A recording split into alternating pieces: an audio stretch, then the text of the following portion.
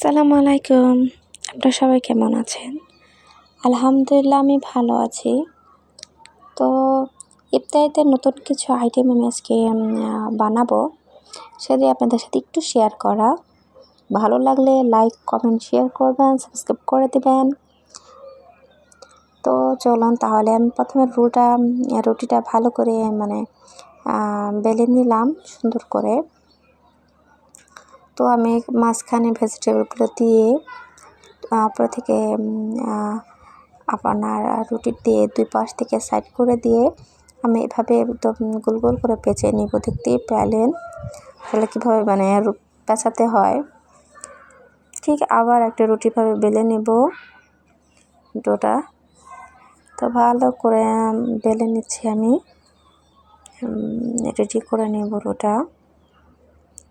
তো আর একটু রোল করতে হবে, একটু পাতলা হলে ভালো হয়। তো একটু হাত তো টেনে আর একটু সাইড করে একটু লম্বা করে নিব। ছিঁড়েগুলো সমস্যা নেই। তো ভেজিটেবল মধ্যে ছিল ফুলকপি, গাজর, আলু, মটরশুঁটি। আর এখানে আমি এক প্যাকেট আপনার ম্যাগি যে মশলাটা পাওয়া যায় সেটা দিই, একটি কাঁচামরিচ, একটি পেঁয়াজ দিয়ে সামান্য একটু হালকা হলুদ মরিচ দিয়ে আমি এটা আপনার ভেজে নিয়েছি। তো আবার একই রকমভাবে দিয়ে দেবো। উপর থেকে একটা দিয়ে প্রথমে কভার করে নেব, পরে দুই পাশ থেকে আমি সাইড করে কভার করে নেব। তারপরে আবার সে একই রকম পেঁচিয়ে এটা রোলের শেপ দিয়ে দেব। দেখতেই পাচ্ছেন ঠিক এভাবে আমি মোটামুটি অনেকগুলো রোলই বানাই নিব।